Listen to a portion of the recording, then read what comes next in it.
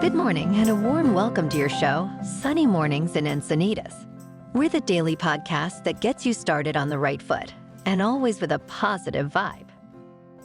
I'm your host, Melissa, and it's Thursday, January 25th. You'll be interested to know, tonight is Burns Night.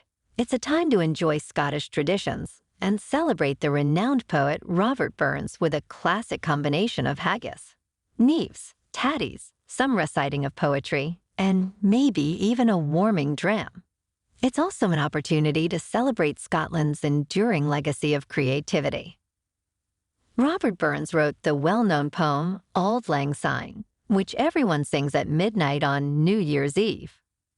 Now let's check out the weather in the Encinitas area. This morning it's cloudy and 54 degrees with just about no wind. Tonight the sun will set at 5:14 p.m. and it will rise again tomorrow at 6:47 a.m. It looks like we're in for a day of clouds and showers. It will be mostly cloudy with a high near 60 and southeast wind 5 to 10 miles per hour in the afternoon. Chance of precipitation is 20%. Tonight, mostly cloudy, then gradually becoming mostly clear with a low around 52. In the surf report, expect a lively west and west-northwest swell, with waves ranging from waist to chest, and occasionally head high. Morning conditions are prime, with light offshore wind shifting to gentle onshore in the afternoon. The swell continues Thursday, favoring structured spots. Keep an eye out for a new swell starting Sunday, promising a refreshing boost.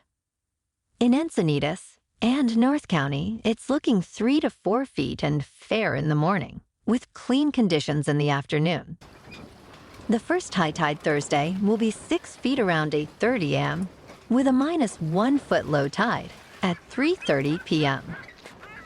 The nearshore buoy at Scripps in La Jolla reads 60 degrees for the water temperature. This weekend, the Santa Anas are rolling in. We'll see sunny and pleasant weather on Friday with a high near 69 degrees and breezy conditions. The night will be clear, cooling to around 50 degrees. Saturday brings more sunshine with highs gradually reaching 74 by Sunday. Sounds good to me. Bonjour, food enthusiasts. This podcast is brought to you by Versailles Cafe and Pastries in Encinitas. Nestled on El Camino Real South, just north of Encinitas Boulevard, this cafe is a haven for culinary delights. Indulge in their amazing Eggs Benedict or their gluten-free crepes. You can grab a panini for lunch or just breeze on through to get your morning coffee.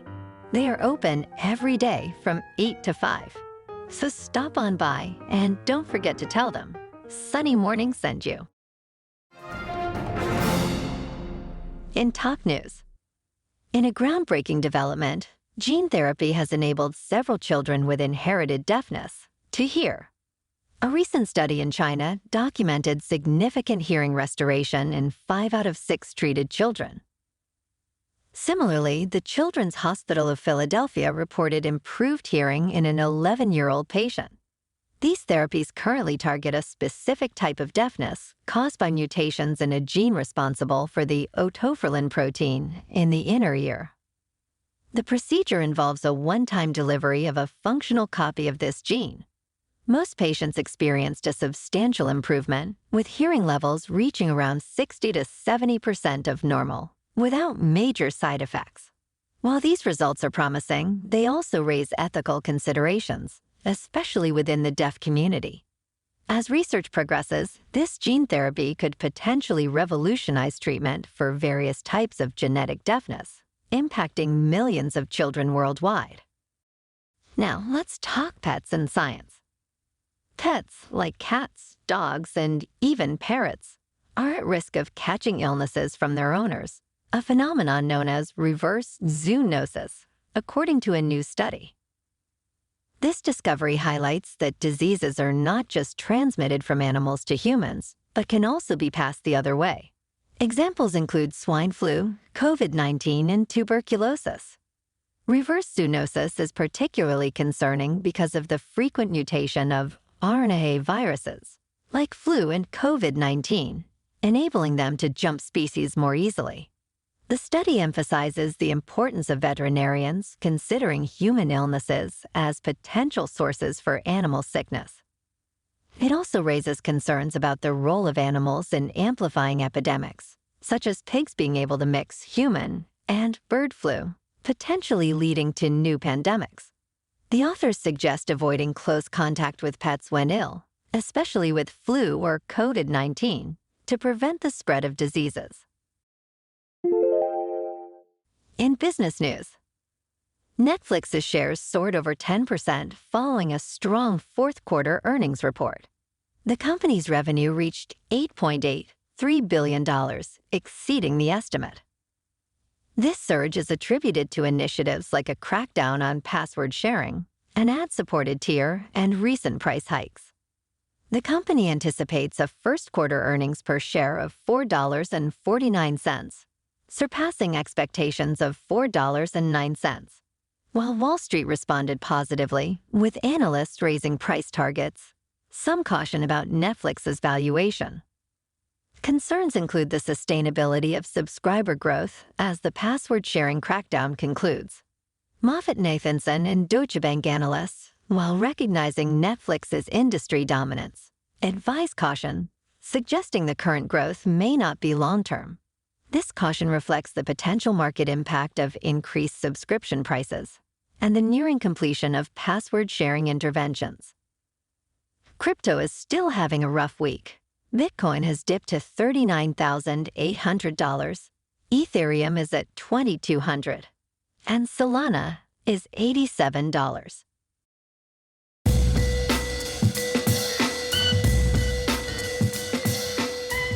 Now on to sports.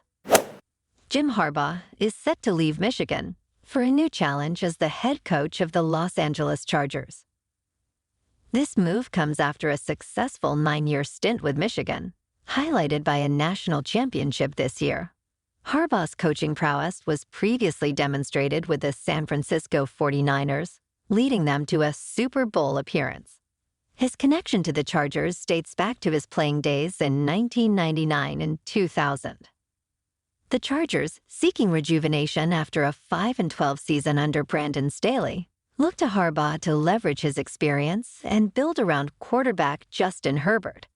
Meanwhile, Michigan faces the task of finding a successor with offensive coordinator Sharon Moore, a familiar face and interim head coach during Harbaugh's suspension last year, emerging as a top candidate. Harbaugh's departure marks the end of an era for Michigan and the beginning of a promising chapter for the Chargers. In the NBA tonight, the Lakers are at home to take on the Bulls. And last night in the NHL, the Kings at home lost to the Sabres 5-3. And tonight, the Ducks are on the road to play the Stars. Moving on to a more local vibe. In our community spotlight on health and wellness, we are working with a national Pilates studio to bring you some free classes, so listen up. Check out Club Pilates, with several locations in the San Diego area. Pilates presents a comprehensive wellness approach, cultivating strength, reducing tension, and elevating mental well-being. Scientific research affirms its benefits. So now you can check out Club Pilates for a free class, with locations in Encinitas, Solana Beach, Oceanside, La Jolla, and more. Just be sure to tell them Sunny Morning sent you by. And now, back to the show. In local news, Philmar, moving towards a new ordinance for short-term rentals, has recently directed its approach to include key issues such as a citywide cap and preserving existing rentals. The council agreed on several elements, including limiting rentals to primary residences, setting a citywide cap at 129 new rentals, and implementing a 3-night minimum stay. They also plan to impose a transient occupancy tax. A significant point of discussion was the accommodation of existing rental operators, leading to the decision to allow them to continue until property ownership changes. Initially, a 5-year compliance period was proposed, but this met resistance from current owners, leading to the adjusted approach. The council's decisions aim to balance the need for regulation with the city's history of attracting visitors for local events. The ordinance, still in development, will undergo further reviews before implementation.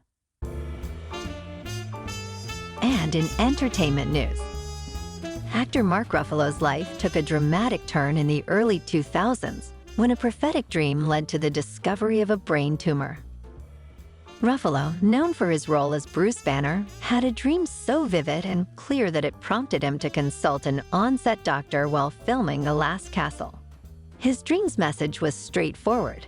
You have a brain tumor, and you have to deal with it immediately. The subsequent CAT scan revealed a mass the size of a golf ball.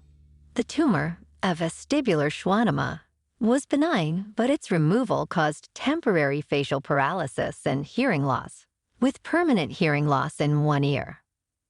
Interestingly, Ruffalo chose to delay telling his wife about the diagnosis until after the birth of their first son. His wife's emotional reaction underscored the gravity of the situation.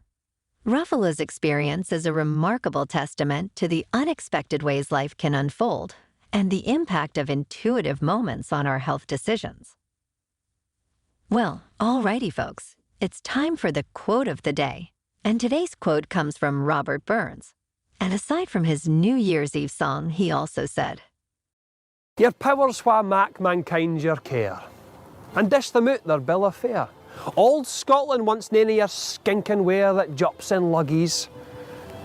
But if you wish her grateful prayer, gie her a haggis." And that's a wrap for this morning. Remember to stay tuned tomorrow for more news and updates. Have an amazing day, my good friends.